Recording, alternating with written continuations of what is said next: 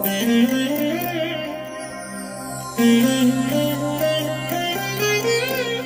దినం పరము నుండి దిగివచ్చు మాట. ఇది నీ జీవితానికి వెలుగుల బాట. నీ ఒడిలో ఉంచబడిన దీవెనల మూట, అద్భుతాల ఆనంద ఊట. ఫిబ్రవరి 26 సంవత్సరమంతా మీరు బైబిల్ చదివి ముగించడానికి ఈరోజు మీరు చదవవలసిన లేఖన భాగం ఉదయం సంఖ్యాకాండము 12, 13 మరియు 14 అధ్యాయములు, సాయంత్రం మార్కు సువార్త 5వ అధ్యాయము 21 నుండి 44వ వచనం వరకు. ప్రియమైన దేవుని బిడ్డలారా, ఈ ఉదయకాల సమయంలో ప్రభు యొక్క మధురమైనటువంటి సన్నిధి మీకు తోడై ఉండునుగాక. ఆయన పరలోకపు సన్నిధి చేత మీరు ఆవరించబడి దేవుని యొక్క జీవాన్ని, ఆయన యొక్క తేజస్సుని ఈ దినమంతా కూడా మీరు అనుభవించబోతున్నారు. ప్రియ దేవుని బిడ్డలారా, ఎలా ఉన్నారు? బాగున్నారు కదూ? మీ కొరకు ప్రభు సన్నిధిలో జ్ఞాపకం చేసుకుంటున్నాం. నిశ్చయంగా ప్రభు యొక్క హస్తం మీ మీద ఉంటుంది. ధైర్యముతో ప్రభునందు నిరీక్షణ గలవారై ప్రభు కృపలో ముందుకు సాగి వెళ్ళండి. మీ పనులలో విజయాన్ని మీరు చూచుదురుగాక.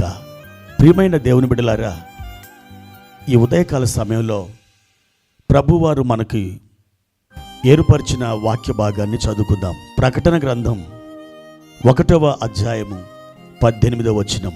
నేను మొదటి వాడను, కడపటి వాడను, జీవించువాడను, మృతుడనైతిని గాని ఇదిగో యుగయుగములు సజీవుడనై ఉన్నాను. మరియు మరణం యొక్కయు పాతాళ లోకము యొక్కయు తాళపు చెవులు నా స్వాధీనములో ఉన్నవి. ప్రియమైన దేవుని బిడ్డలారా, యోహాను భక్తుడు ఒకానొక దినాన్న పద్మాసు దీవిలో ఆయన పరవశుడై దేవుని యొక్క దర్శనాన్ని చూచాడు. పునరుద్ధానుడైనటువంటి ప్రభువుని అతడు కనులార చూచి ఆయన యొక్క స్వరాన్ని విన్నాడు.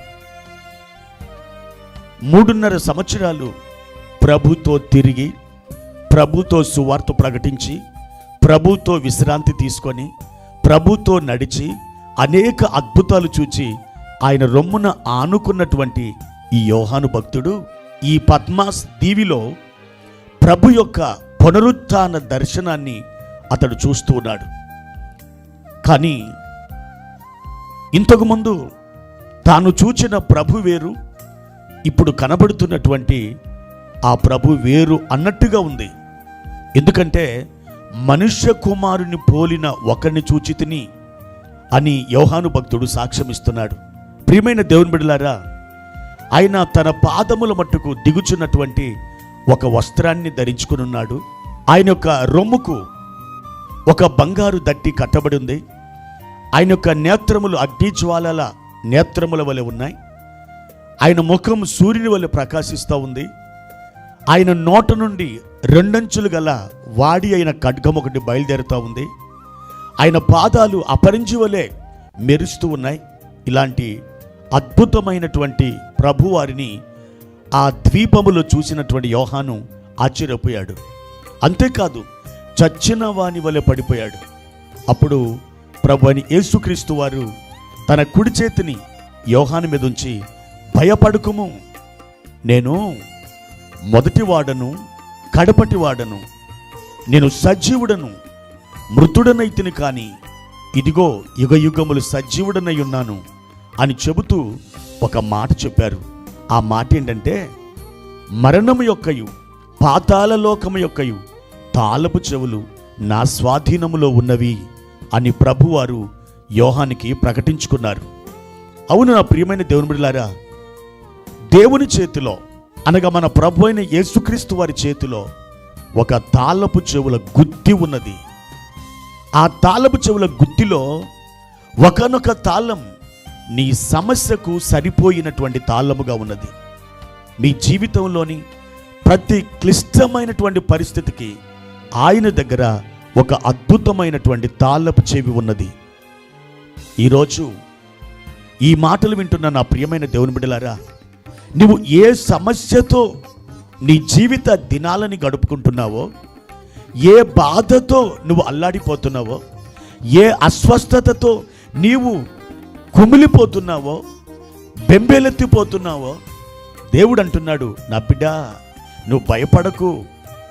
నా దగ్గర నీకు సరిపోయినటువంటి నీ సమస్యకు పరిష్కారం ఇవ్వగలిగినటువంటి తాళపు చెవి నా దగ్గర ఉన్నది అని ఆయన ప్రకటిస్తున్నాడు.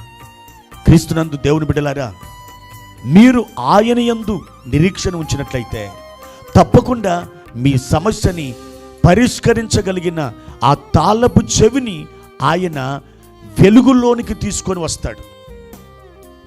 ప్రియమైన దేవుని బిడ్డలారా, తాళపు చెవి ఎవరి దగ్గర ఉంటుంది?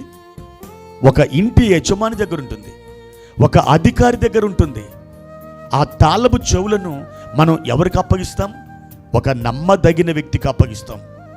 తాళపు చేతులు ఒక వ్యక్తి కలిగి ఉన్నాడంటే దాని అర్థం అతడు అధికారము కలిగినటువంటి వాడు అని.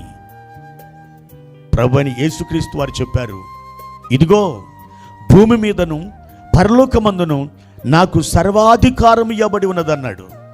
మత్తయి సువార్త 28వ అధ్యాయం 20వ వచనములో. అవును, ఆయన సర్వాధికారం కలిగినటువంటి వాడు. ఆయన సమస్త సమస్యలకు పరిష్కారం ఇవ్వగలిగిన తాళపు చెవులను తన స్వాధీనములో ఉంచుకున్నటువంటి వాడు. ప్రియ దేవుని బిడ్డలారా, ఈరోజు మీ జీవిత సమస్యలకు పరిష్కారం ఇవ్వగలిగిన ఒక తాళపు చెవిని మన ప్రభు అయిన యేసుక్రీస్తు వారు కలిగి ఉన్నారు. 2వ రాజుల గ్రంథం 4వ అధ్యాయము 1 నుండి 7 వచనాలు మనం చదివినట్లయితే అక్కడ ఒక బీద విధవరాలుంది. తన భర్త చనిపోయాడు. ఆమెకి 2 కుమారులు ఉన్నారు. అయితే అప్పులవాడు ఆ ఇంటి మీదకి వచ్చాడు. అతడు నాకు చెల్లించవలసిన అప్పు చెల్లించండి అని పట్టుబట్టాడు. ఆ సమయంలో ఆ తల్లి ఏమీ తోచనిదై దైవజనుడైన ఎలీషా దగ్గరికి వెళ్ళింది. అప్పుడు ఎలీషా అన్నాడు, నీ ఇంటిలో ఏమి ఉన్నది అని అడిగాడు. ఆవిడ, నా ఇంటిలో ఒక నూనె కుండ ఉన్నదని చెప్పింది. ఆ నూనె కుండని ఎత్తి కొన్ని పాత్రలను అరువు తెచ్చుకొని తలుపు వేసి నీవును నీ కుమారులు ఆ నూనె కుండ ఎత్తి ఆ ఖాళీ పాత్రలో పోయండి అని చెప్పాడు. ఆమె ఇంటికి వెళ్ళి అదే చేసింది. ప్రియమైన దేవుని బిడ్డలారా, పాత్రలన్నీ నిండిపోయినాయి. అవన్నీ కూడా ఒక తట్టును పెట్టారు. ఆ నూనె అమ్మారు, అప్పు తీర్చారు. మిగిలినటువంటి ధనాన్ని తమ అవసరాల కొరకు వాడుకున్నారు. ఆమె జీవితంలో ఉన్నటువంటి సమస్యకి దేవుడు ఒక నూనె కుండ అనబడిన ఒక తాళపు చెవిని ఆమె జీవితంలో బయలుపరిచాడు. ప్రియమైన దేవుని బిడ్డలారా, మీ జీవితానికి సంబంధించిన తాళపు చెవి కూడా దేవుని దగ్గర ఉంది. కోర్టు కేసులా, సంతానము లేదా, అవమానముతో నీవు బాధించబడుతున్నావా, కన్నీరు కారుస్తున్నావా, అప్పుల బాధన, లేకపోతే అపజయం అవుతానని ఒక భయమా? అది ఏదైనప్పటికీ యేసు ప్రభు దగ్గర ఒక తాళపు చెవి ఉంది. అది నీ సమస్యలన్నిటినీ పరిష్కరించగలిగిన తాళపు చెవి. ఈరోజు ఆయన సన్నిధిలో ప్రార్థన చేసి, ప్రభువా, నీ దగ్గర ఉన్నటువంటి తాళపు చెవితో నా సమస్యను పరిష్కరించండి, నేను నీ యందు విశ్వాసం ఉంచి ఉన్నాను, నాకు సహాయం చేయండి అని నువ్వు ప్రార్థించినట్లయితే గొప్ప విజయాన్ని ఈరోజు నువ్వు చూడగలవు. దేవుడు మిమ్మను ఆశీర్వదించునుగాక. ప్రార్థన. ప్రియమైన తండ్రి, మీ ఘనమైన నామానికి వందనాలు. ఈ ఉదయకాల సమయంలో